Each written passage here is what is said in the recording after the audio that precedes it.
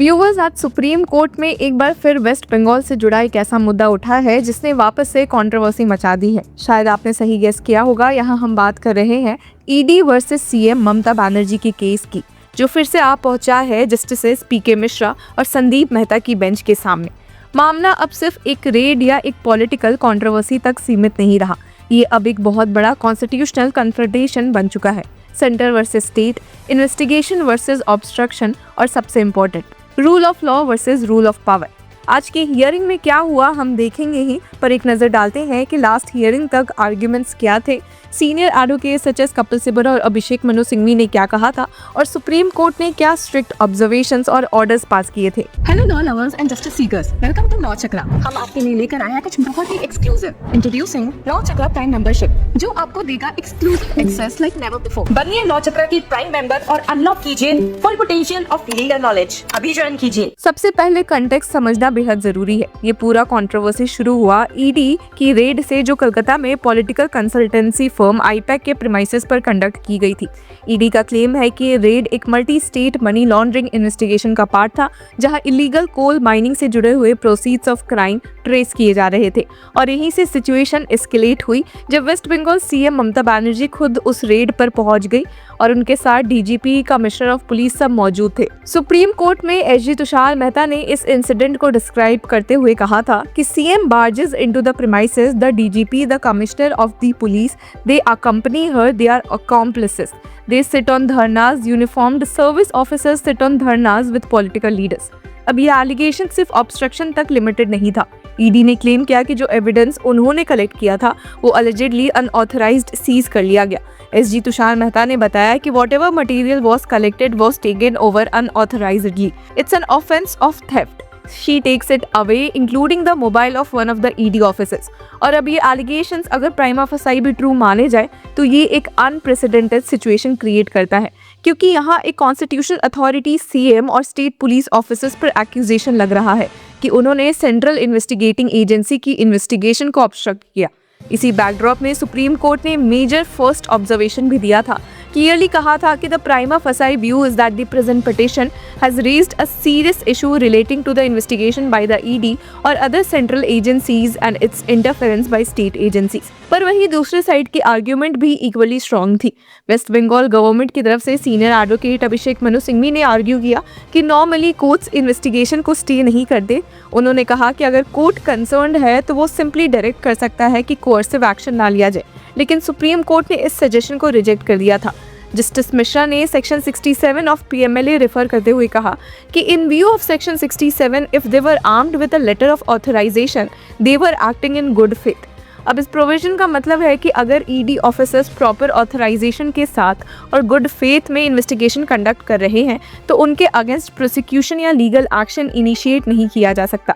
अब सीएम ममता बनर्जी की तरफ से सीनियर एडवोकेट कपिल सिब्बल ने भी स्ट्रॉन्ग डिफेंस दिया था, आर्ग्यू किया था कि ये मैटर सुप्रीम कोर्ट में नहीं बल्कि हाई कोर्ट में हियर होना चाहिए। कहा कि this matter should be heard by high court which has article 226 jurisdiction, then we have a right to appeal. उन्होंने एक और क्रूशियल आर्ग्यूमेंट दिया जो पॉलिटिकल इम्प्लीकेशंस को हाईलाइट करता है।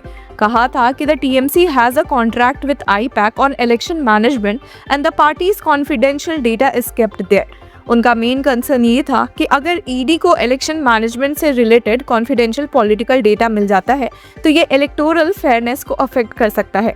डायरेक्टली क्वेश्चन किया कि the first question which arises is why was there a need to go there in the mist of an election? Once you get possession of that information, how are we going to fight the elections? ये arguments एक broader democratic concern race करता है।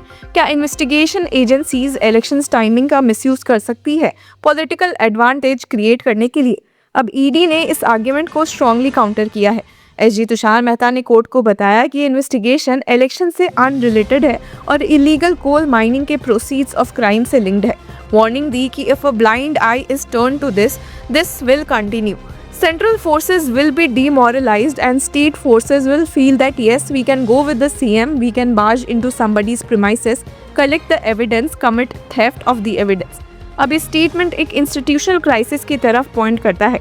अगर investigation agencies को politically obstruct किया जाता है तो पूरा इन्फोर्समेंट मैकेनिज्म कोलैप्स हो सकता है। ये ऑब्जर्वेशन बहुत सिग्निफिकेंट है। सुप्रीम कोर्ट ने सिर्फ ऑब्जर्वेशन ही नहीं दी बल्कि इमीडिएट प्रोटेक्टिव ऑर्डर्स भी पास की। अब सुप्रीम कोर्ट ने इस मैटर को सिर्फ एक इंडिविजुअल डिस्प्यूट नहीं माना बल्कि एक लार्जर कॉन्स्टिट्यूशनल क्राइसिस के रूप में भी देखा है। कोर्ट ने अपने ऑर्डर में कहा कि for adherence to rule of law in the country and to allow each organ to function independently it is necessary to examine the issue so that offenders are not allowed to be protected under the shield of law enforcing agencies of a particular state। Simple शब्दों में समझे तो supreme court ये कह रहा है कि अगर स्टेट एजेंसीज अपने पॉलिटिकल लीडरशिप के इन्फ्लुएंस में सेंट्रल इन्वेस्टिगेशन को ऑब्स्ट्रक्ट करने लगे तो फिर पूरा लीगल सिस्टम ही कोलैप्स हो जाएगा। कोर्ट ने इस बात पर फिर वार्निंग भी दी कि larger questions have been raised and are involved in the present matter which if allowed to remain undecided would further worsen the situation and there will be a situation of lawlessness prevailing in one or the other state। ये statement एक direct caution है।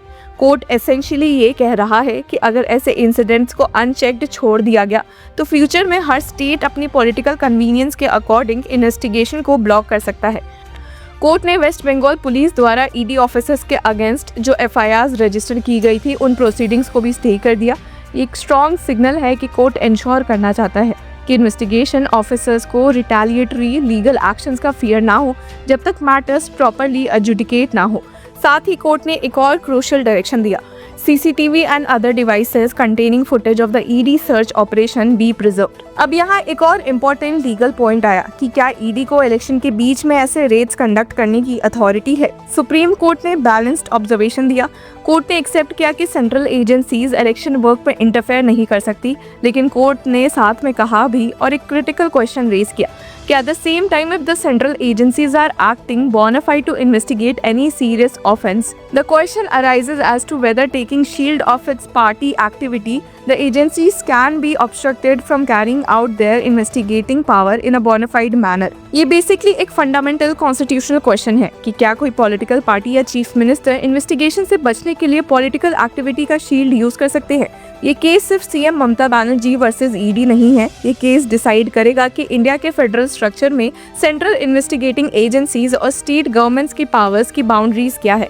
और सबसे important question ये है कि क्या investigation agencies को इंडिपेंडेंटली फंक्शन करने दिया जाएगा या पॉलिटिकल पावर उनकी इन्वेस्टिगेशन को इन्फ्लुएंस कर सकती है।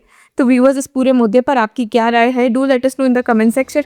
और इस केस की हियरिंग से जुड़े रहने के लिए कीप फॉलोइंग लॉ चक्र।